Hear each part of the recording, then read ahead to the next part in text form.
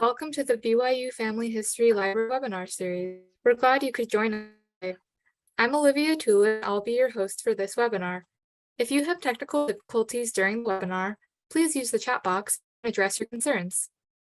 You are welcome to use the chat box during the webinar for comments, insights, and questions. However, all questions will be addressed at the end of the presentation. Our next webinar is on September 1st with James Tanner. He will be giving a presentation entitled Map Your Way to Genealogical Success. If you would like to access a previous webinar, please visit our webinar index on our website or search on our YouTube channel. All of our webinars are recorded and uploaded by the following Monday for your convenience. We also post links to recordings and other updates on our Facebook and Twitter accounts. For today's webinar, we are pleased to hear from Carlos Yturralde, who will be giving a presentation on Meet Your Hispanic Ancestors through our Colonial Archives. Before we begin, here's a little bit about Carlos. Carlos Yturralde, a graduate of Arizona State University, is founder and president of Hispanic Heritage Project, a past board member of SHAAR and of the GSHA Southern California chapter. Because Carlos always had a driving passion to learn more about his culture, he chose to forgo a business major and instead majored in Latin American studies. This eventually led him to study at the Universidad Nacional Autónoma de Mexico in Mexico City. For the past 25 years, he has spent the bulk of his time actively working with several archives in Mexico, along with authors of sought-after works, all with the goal of making information available to researchers who are looking for their family lines. These activities have included negotiating with the Mexican government and church leaders to digitize their colonial archives, where they are accessible to the public on the website pains.info. If Carlos is ready, we will turn the time over to him. Thank you, Olivia. What a pleasure it is to be able to share with you something very dear to my heart, and that's Colonial Archives. The Hispanic Heritage Project. We'll talk about that in a few minutes, but basically they're responsible for us being together to help us meet our Hispanic ancestors through the colonial documents. The presentation will be based on documents that are in an archive in northern Mexico. The Hispanic Heritage Project has its beginning with influence of Dr. George Weiskamp of BYU. Several years ago, he offered to help one of his students that was a director of an archive in Escondido, California. It was a local archive and also had their historical collection there. And he helped Susan Clark, the archivist there, to collect Hispanic genealogy materials. When he would go to Spain, he would bring back materials that the library could add to their collection. And I saw that, and I thought, my gosh, that's a great idea. And I think that we should add to that collection. So in one of our board meetings, I said, let's start a Hispanic Heritage Project and raise funds to buy books for the library to add to that collection. That's how George Weiskamp got involved and BYU. They didn't know it, but they got involved. They helped with that name. And we raised money. The city got wind of our project, and they asked me if I wanted an orange and avocado grove to take care of, and they would pay the water, and we could keep all the proceeds. Without thinking, I said, yes, that's a great project. And when I reported it to the board, they had already heard about it. And they said, Carlos, that's a great project, but please divorce yourself from us and you can keep all the money. And it was very timely because at that time, the Fondo Colonial, the colonial records in Hidalgo de Parral, Chihuahua, needed to be digitized. And with the income from the Grove, we were able, over a period of about a year and a half, to raise about $15,000 to add to another $5,000 we had to create the Hispanic Heritage, the PANES website. Thanks to Roots Point, they have hosted it online for us during those years. But let's get into the the meat of the presentation, Panestan.info. That's an acronym for Gateway to the Archives of Spain, of New Spain. And it's modeled after another program like ours. Well, actually, we're modeling after them. PARES, Portal de Archivos Españoles.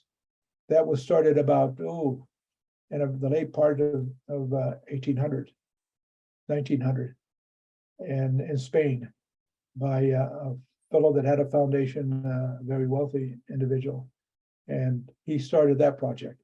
We started our project with genealogy enthusiasts. He was a billionaire. And so that's what we're doing. And we've been very successful so far. This is an example of what's in that collection. That collection is organized according to UNESCO guidelines. The United Nations, in its wisdom, had its UNESCO department help create a guideline for third world countries so they could organize their archive. And that's what we did, or not we did. There was an archivist there in Parral, in that archive, that organized that collection according to the UNESCO guidelines. As far as I know, we're the only archive in Mexico that is organized according to UNESCO guidelines. And what they do is they create, and we'll go through the different sections, they created 7 sections. Now, they did something that's disputable, whether that's the right way to do it or not, but that's the way they did it. What they did is they separated the books. These documents were all in books. They separated all the pages and organized them according to different sections, which are topics, titles, and then subsections. And I'll show you that in a little bit, exactly how that works.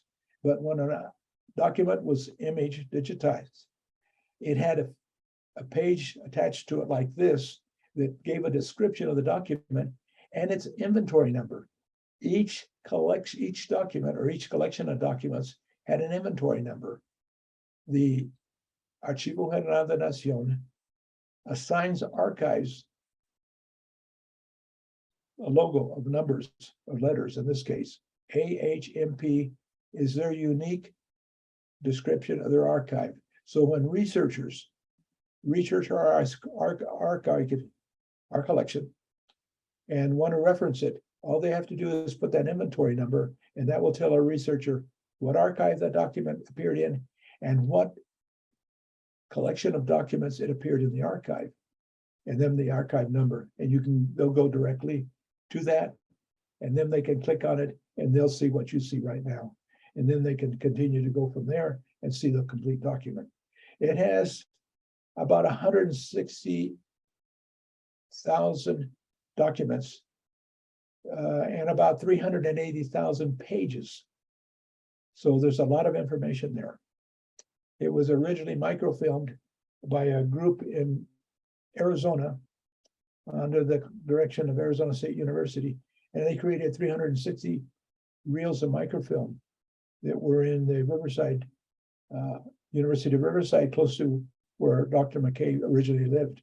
And we would go there and look at these documents, but now we can look at them from our desktop. It's a great blessing. And here is a sample of the catalog. As you see here to the left at the top is the inventory number. And then below that, or next to it, you have the section. This is the section called Gobierno en Administración. And then we have a subsection called Información.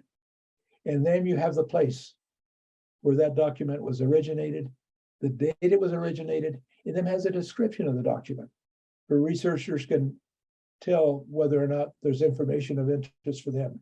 It's not searchable by names yet. That's a very costly project. And in the future, hopefully we'll have the funds to be able to do that. But that's an example. Here we break down the different sections. There's 7 sections. The first one is Gobierno en Administración. So the next section is B, Hacienda and historia, and tesorería. That's deals with land transactions and the treasury. And then the bottom one is militia and guerra, a very interesting section. Justicia is a very large section because that's deals with judicial court documents. Very large. We seem to get into a lot of trouble as individuals. And then it's followed by notarías y protocolos. That's a very important section. We have one problem there. Those notarías or those sections were never cataloged. They appear as the work of a certain notary, and he'll show his documents, but they're not cataloged yet. A process was started to catalog those documents, and we will continue doing that as more resources become available, and we will have the complete archive cataloged. But the documents are there. And then we have a section called iglesias. Some documents have to be published to the public. And when they are published to the public, then they become part of the civil archive, as it is here. And then we have miscellaneous. Now, I'd like to talk in particular of some of these documents and how important they are for us to be able to realize what our ancestors are like. Family Search does a tremendous job of helping us create our tree. But who are those people in that tree? Let me share some information that over the years that I've been able to learn from these archives. In here, and the first one, you have in here correspondencia. Excuse me, I didn't want to do that. Okay. Correspondencias, correspondence. This was a correspondent to somebody in the government. I'm familiar with that because one of my ancestors wrote a letter to the government asking that he be approved to hold the office of alvarez in the militia. All these towns had a militia, but in a militia was also always an alvarez, a representative of the government, of the king, not the local government. And so it's a position that you had to apply for, and you had to prove that you were a good Catholic, that you had a clean lineage, that you didn't have a Jew in your lineage or a Muslim in your lineage, or any undesirable person. And he lists in his letter his genealogy, going back to his great-grandfather, my great-great-great-grandfather. And he was Juan Castillo. He was a captain of the militia and also alcalde mayor, which is a mayor of a small town. And in Durango, in the area of Durango, just so you understand that this archive was an archive not of Parral, but of Nueva Vizcaya, which included Durango, because of the fact that the archivists, the governors were in Durango when they found a huge discovery of silver in the Parral area. The governors decided they wanted to live in Parral so they could keep track of what's going on and see where the money's going. And so for 100 years, they were unofficial capital of Nueva Vizcaya. So as a result, we have a horrendous archive there, the largest in northern Mexico. And so in that letter, he's applying for that post, and he's saying that he has no impediments to having that post, and talked about his great-grandfather who was in the militia and the Capitán de Guerra and alcalde mayor. And when the natives fell upon that town, they murdered everybody except 30 people that they took as slaves. 2 of those people were daughters of Juan Castilla. One of them was my great-grandmother, great-great-great-grandmother, and several grades back. And he was descendant of her. And all that information was available in that document. I wouldn't have known about that had I not gone to the colonial documents. But it was such an interesting part of history that historians wrote about it. But their information came from the documents in that archive. And then you have under there, course, that was correspondence, and you have elections. Was your descendant an uncle or a father, a grandfather, a politician? Well, check the election records and see if he was. You have then another interesting one with his fierros de hierro, hierra. If you had cattle and you wanted to register your brand, you would go there and you would register your brand. If you had an uncle or great-grandfather that had cattle, you could go there and see if he actually owned cattle and if he had a brand. If you were lucky, you would see the brand. I've looked at some of those documents there, and you could see the brand, the cattle brand. They're written on the document, drawn on the document. Interesting information you can find about your ancestors. You can get a feel for what they're like. Then we had, it's hard for me to see on that paper. Let me get one I have here handy so I can look. You have fiestas. Oh my gosh, do Hispanics have fiestas? Oh, always, always. Oh, whatever excuse they can find, they'll have a fiesta. Well, they had them in those days too, and that's where our culture comes from that influence. And when they had a fiesta, well, you usually had a cofradia, that's a nonprofit fraternity that raised money for it, or just the government would raise money for it. And they would keep track of that. They would keep track of the people involved in putting on the fiesta, and there's the information. Was your ancestor socially active? Well, look at the fiestas and see if they appear there. Then you had, besides the fiestas, you had interesting information in the inventarios. They did inventories of what they had, and they had also government records, books, libros de gobiernos y conocimientos, licencias. And I am going over these, jumping from one place to another because I'm not familiar with all of that information. You got to realize there's 380,000 pages and 160,000 documents. I've only had occasion to look at some of them. I can barely get through a book with 300 pages. So you have licenses. Everybody had to have a license. You opened up a store, you had a license. You were selling something, you had a license. So was your ancestor involved in commerce?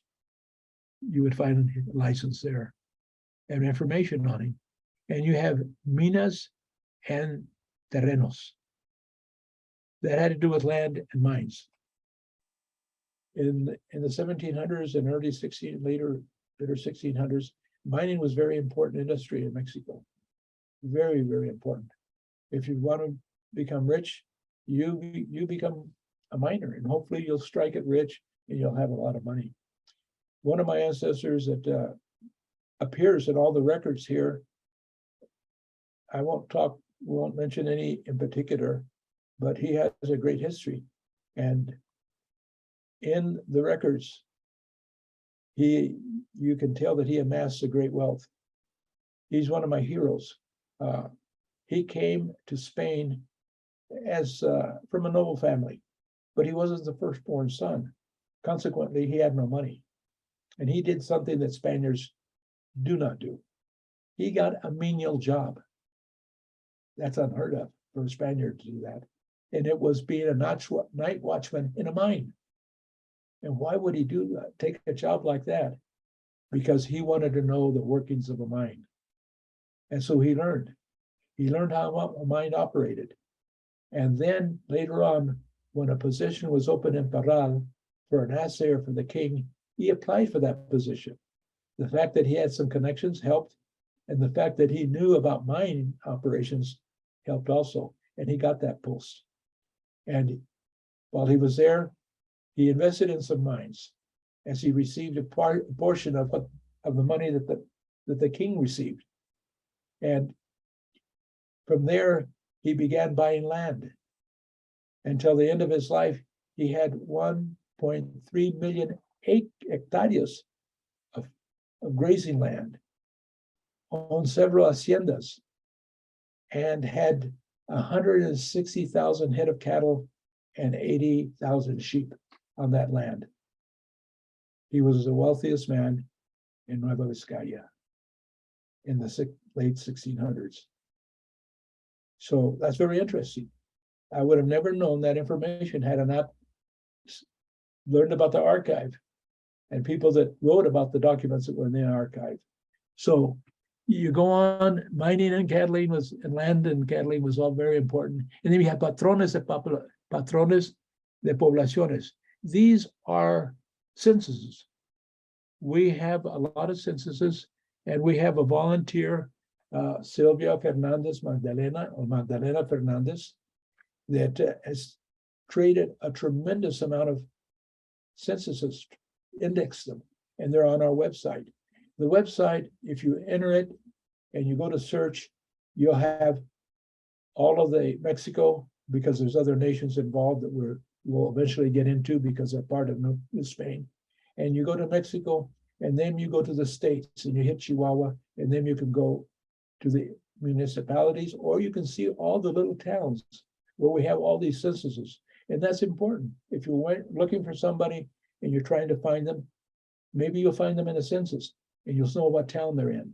And then you look, are there any parishes in that town close by? Are there archives? And so basically it helps you in your research to know where people lived. And then you have visitas. That's very interesting section of the archive, because government officials would come from the higher authorities and visit these communities, and they would visit the haciendas and make sure they were treating the natives right and getting a feel. And they would talk about the owners of the haciendas and a little bit of what they've done and what they're doing. And I had some ancestors that had haciendas, and I gleaned information about them there. I got a feel for them. Now, haciendas and tesorerias, I'm not really going to talk about that because I really haven't researched that collection of documents as of yet. And when I actually retire, I'll do some more research. Right now, on 24/7, the Hispanic Heritage Project. So I use Sunday afternoons to do a little bit of research, but it's not enough time to really do it. You have militia and guerras, a very interesting section of documents, because they're talking about the militia, the people that fought the wars in New Spain. In Chihuahua, there were a lot of wars, not only with the indigenous population, but they have the Apaches coming in from the north, raiding into Chihuahua. And so there they have filaciones. That's a great section. You want to know what your ancestor looked like? Go into filaciones. They'll tell you what he looked like. What color were his eyes, his hair, what his stature was. And a lot of time, and also they'll tell where his parents. You might not be looking for a tree, but there you will find a family member where you can extend your tree if you didn't know it beforehand. So it's a great tool.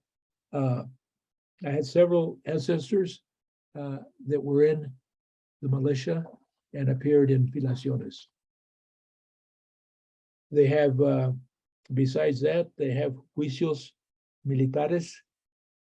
Sometimes members of the militia don't behave and they end up in a military court. Sadly to say, I had one ancestor that appeared in that court, and I don't understand it because, well, I think I do. He was from a wealthy family, and he decided he didn't like the military. So he went what we call AWOL, and they're looking for him. I think they found him. If they didn't, it's too late now. But they also have patrones, census militias, because these militias were in different places at different times, and each one had different members of the militia. And I have one ancestor that was in the militia for over 20 years. That's incredible. First of all, how did he last that long? 20 years in wars. And it would track, he started out as a corporal, and he ended up being a sergeant in charge of justicias, military judgment, the military judgment court. And I'm proud of him. And each time I could tell how many horses he had. He started out with 2. Later on, he had 4 horses. It would tell how many arms he had. And sometimes it tell members of his family if it was a census like these were. And that's great information. Great information. Now this section, it's huge. Justicia, civil court. Well, we get in trouble. And that's why that's the biggest section. A lot of people got into trouble. I'm not going to go in details about it. I don't know too much about it. I won't say my ancestors were really noble citizens. They were there. I know of a few of them.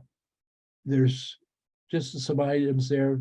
They talk about abusing authority. They talk about adultery. They talk about damaging other people's properties, divorces, witches. If you were practicing witchcraft, that was a crime, and you'd be in court.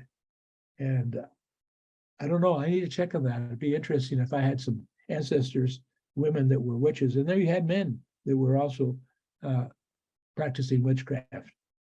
Then you have malas costumbres, bad habits. If you have bad habits, would you end up in court? Yeah, if you were drinking and got into a fight, you'd end up in court. If you had the habit of riding your horses through town too fast, you would end up in court. A lot of things that they do that was contrary to their social norms, you'd end up in court. And you have robos, burglaries, robberies.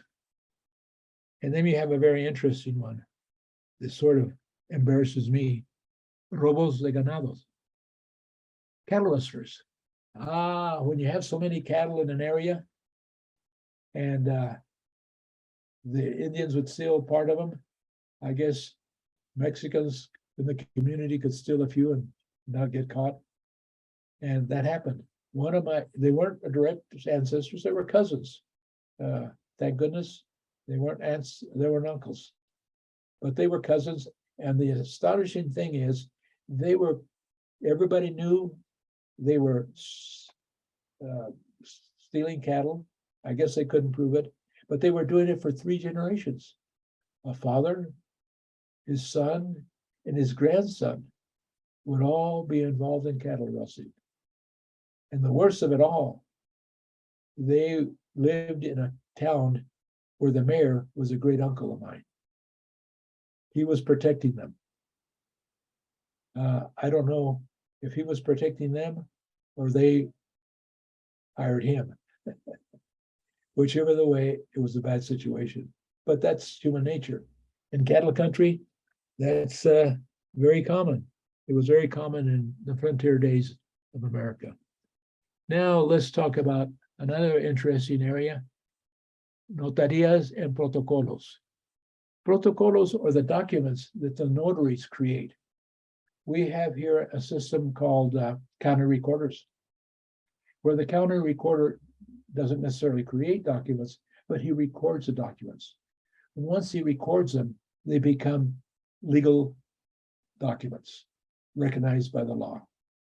Now, in this case, they had situations where they would maybe come across a document that was forged or wasn't true, and they would, in E13, they would null it taken off the books. And you would find there the second one was Cartes de Dotes. That was E02. That's very interesting. A dote was a dowry. It was a custom in the colonial period, even today in Mexico, that the fathers would set up a dowry or give a dowry to their daughters. Well, you recorded that because a dowry was her personal property, not her husband's. He couldn't dip into her dowry without her permission. And if he went into bankruptcy and he had borrowed money from the dowry, she was entitled to that money. It could not be touched. So it could be lost if he didn't pay it back, but they couldn't go after her for the money. So that was very important for people to record a dowry. And of course, that also allowed researchers to find important information. I had one lady that, the researcher that called me up, says, thank you, Carlos, on helping a family that can't find their ancestor. He appears in Parral, but he just appears there. Nothing else about him. Nobody, 3 professional genealogists could not find him. I found him. Thank you for putting that information online, because he came into Parral when she was getting married and recorded a dowry and said where he was from. Well, that did it. She says, once I knew where he was from, I extended his genealogy tree many generations back. That's one example. I had an example of a person that, well, no, this was another person that called me and told me how grateful they were, because they had a person that had a business in Parral. He had taken some merchandise and left it there. And he gave the power of attorney to somebody to collect that debt and mentioned that he was the father of Maria Rangel. Well, that happened to be one of my ancestors, and we didn't know who her father was. A lot of people didn't know who her father was. Now, because of that, we know who her father was, thanks to that document. Now, let's go a little bit farther and see if I can remember some more things that I've. Oh, testamentos. Oh, that's. Now, there are a lot of the testamentos are protocolos and notarias. They haven't been cataloged. We set up a project real early in Parral to have some students provide community service. We did provide some funds for them because some of them would come from a great distance and have to pay bus fare. So we did offer that to the archive to provide them bus fare. And so we created an index of the testamentos, and it's on our website. It's not complete because sometimes they would miss some or they'd be somewhere else, but that's a great source, not only to tell you about the families, but also a little bit about them. And a great source of genealogy information, as well a little bit about them. It tells where they were from and how they got there and what they were, what they did when they died. Important information, very important. And it's been a great experience creating that archive. And I thank all the people that were involved. A lot of people involved. When I have the Orange and Avocado Grove, I asked some missionaries if they wanted to do some community service because we were a community organization, and they came. And before you know it, I had 20 missionaries working in that grove, and that was a godsend because I had 9 acres, and it was an organic grove, meaning I couldn't use pesticides, or herbicides, and I had to weed whack that grove. Well, thanks to the city giving us a lot of weed whackers and a lot of volunteers, we kept the weeds down. So it was a godsend for those people that helped me. And over the years, a lot of people have helped, made donations, volunteers to help index documents. We have Sylvia has done a tremendous job. So it's a work of a lot of people coming together. We're not millionaires or billionaires, but we're very dedicated to the work of sharing our genealogy information and our history to other researchers. And we'll continue to do it. And I think I have family members that will continue the tradition, and I know that we'll have more people in the future. Right now, we have hired somebody in Mexico because I live in Salt Lake City and it's very expensive for me to fly to Mexico City. It's over $1,000. And now we have somebody working down there, and she's a lot more intelligent and knows a lot more about archives and libraries than I do.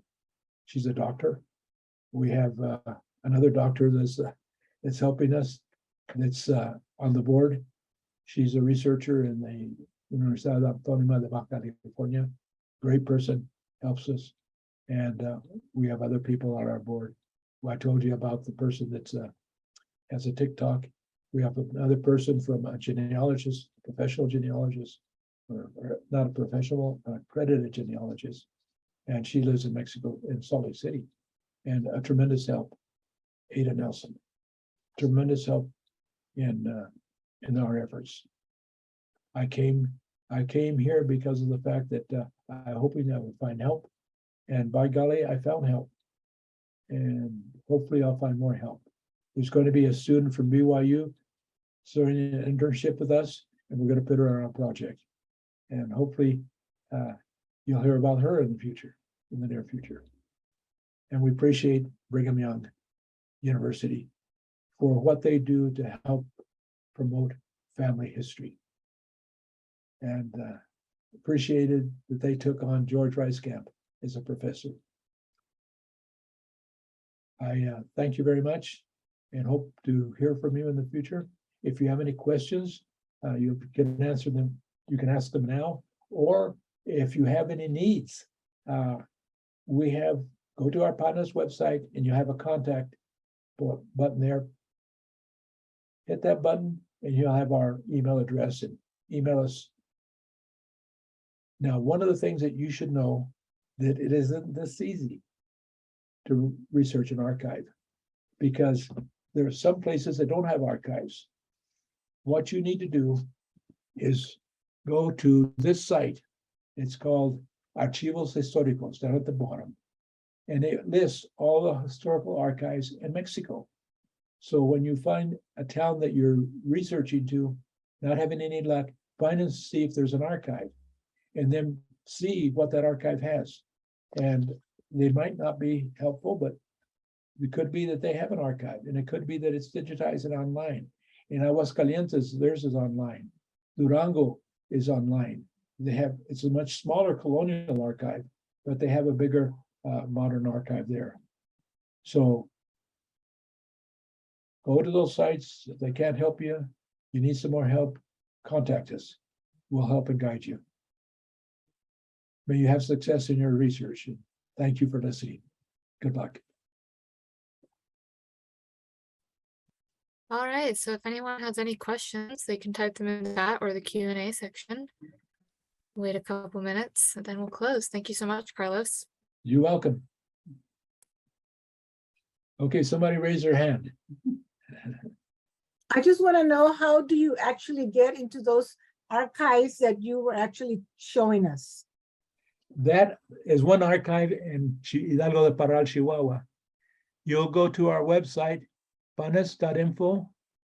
Then you will go to search, and then a button, and then a section will appear there with different countries, because we have some documents in other countries, not too much, but a little bit. And then once you hit that, hit Mexico, and then appear all the states.